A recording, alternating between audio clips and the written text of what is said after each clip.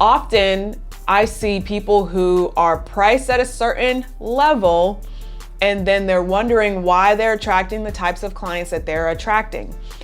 How pricing affects the type of clients that you'll attract. And during this conversation, I'm not going to share numbers. And the reason I'm not going to share numbers is because everyone has a different frame of reference when it comes to what's expensive and what's cheap.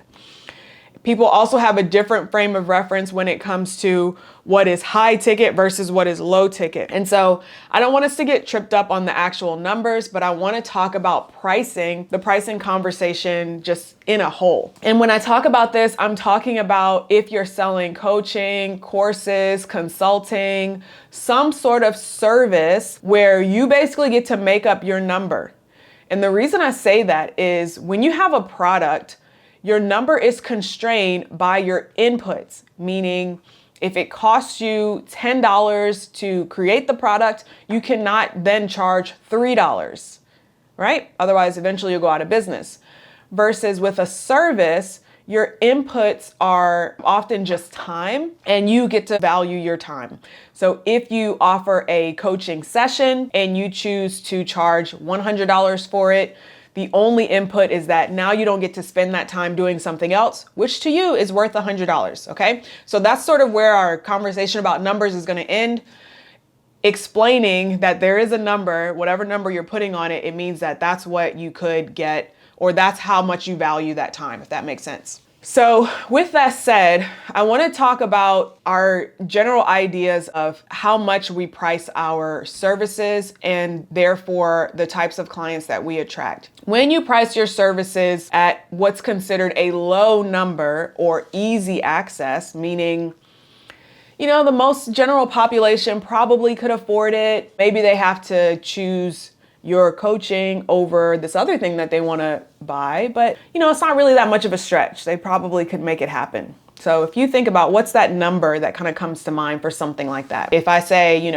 an hour of coaching with me is this much, or a course costs this much, and you think, okay, I probably could manage that from maybe 1 month of salary, or maybe I have to put some stuff aside, just a little bit, but it's not really a stretch.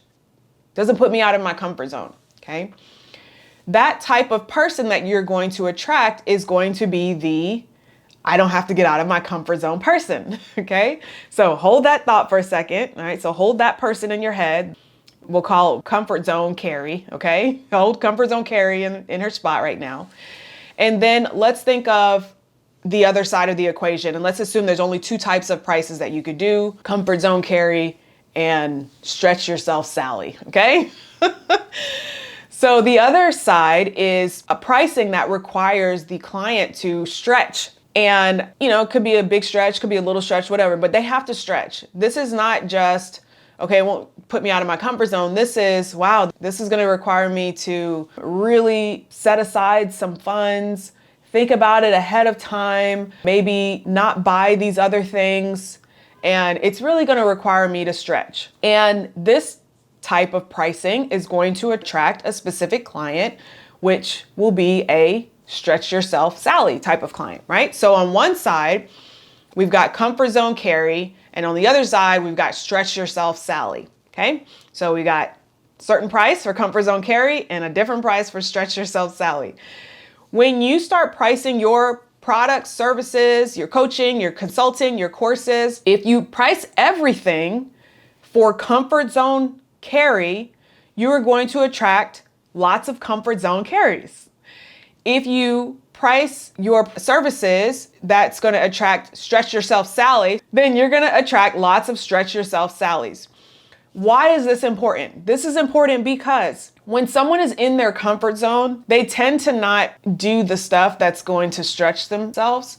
So for example, if you know that your services require someone to really stretch themselves, let me give you an example. Inside of our program, the Path to Six Figures, one of the things that you have to do is do some research.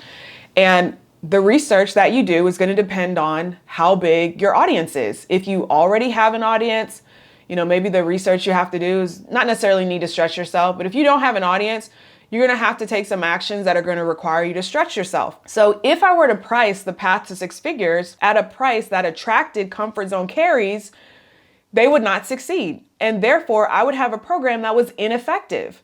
Because if you can't make it past, and that's early in the program, if you can't make it past that research part and stretch yourself to do the stuff that's required so that you can move on, you're never going to get the result of the program. So therefore, start thinking about that when you're pricing your programs, your products, and your services. Am I requiring people to stretch themselves? If so, I can't price it for comfort zone carries. I've got to price it for stretch yourself Sally's, okay? So when we're thinking about that, maybe if I have a course, like an on-demand program that doesn't necessarily require you to stretch yourself. It's pretty straightforward, teaching you how to launch a TikTok ad. And all you got to do is follow the click by click, and there you go. Boom, it's done. I can price that at a comfort zone carry price, right? Because you don't necessarily need to stretch yourself. You just need to take action. And as long as you take action, you'll be fine. So when you're thinking about your product, your service, your offer, right? When you're thinking about your offer, that's the first thing that you need to think about. What's required for a client to get the result from this offer? Maybe you back up one step and then think, what do I want them to get from this offer? What is the result? What's my end goal? And I would encourage you to make your end goal an effort-based goal rather than an outcome-based goal. So let me explain what that is really quickly. An effort-based goal means if you put the effort in, you'll get the goal. An outcome-based goal means you may or may not get that outcome because we don't really know what the inputs are to get that outcome. The difference is very simple. A goal like, I want to lose 10 pounds. That's an outcome-based goal. The outcome is 10 pounds lost. An effort-based goal is, I am going to go to the gym every day, or I am going to eat whatever every day, right? Those are effort-based goals. So now you can say, okay, I checked off this effort and maybe I'll get to that outcome of 10 pounds lost. Maybe it'll be 9 pounds, 8 pounds. Doesn't really matter. But the point is that I put that effort in. Right now I'm learning a new skill. I've decided to learn Python. And so my effort-based goal, I'll show you, is 100 days of code. And I can mark off day 4 because I did day 4 this morning. Okay.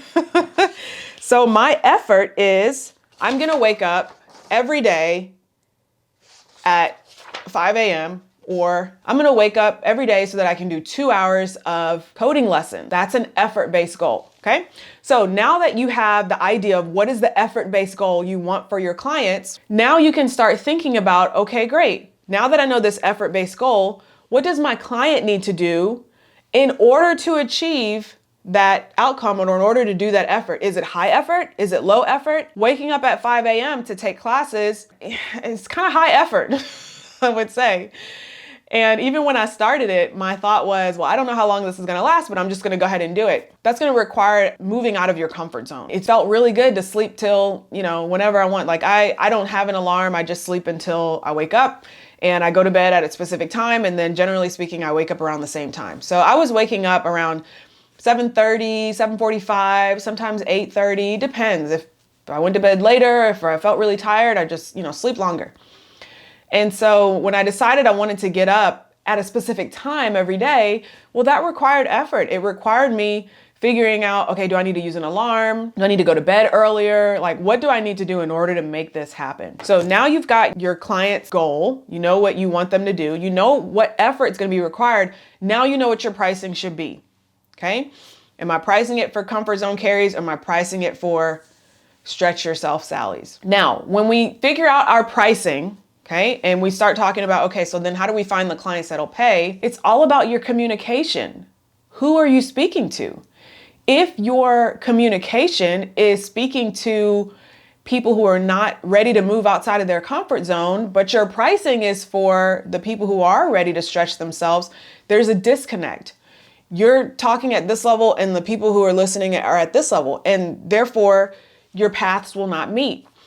So if you know that your program and your pricing is designed for people who do have to stretch themselves, then all of your marketing should fall in line with that. Second thing that I want to share when it comes to finding clients who will pay, I want you to also think about who you want in your audience and in your world. This is not about just pricing high. And this is the reason why I haven't really shared any numbers when I'm talking about comfort zone versus stretch yourself, because for some people, for example, a $100 offer is going to be a stretch for them. Okay. So for some people, a $100,000 offer is going to be a stretch. And for other people, it's going to be comfort zone. So that's why I haven't shared any numbers, because it's really going to depend on your audience, who you're speaking to, and the type of people that you want.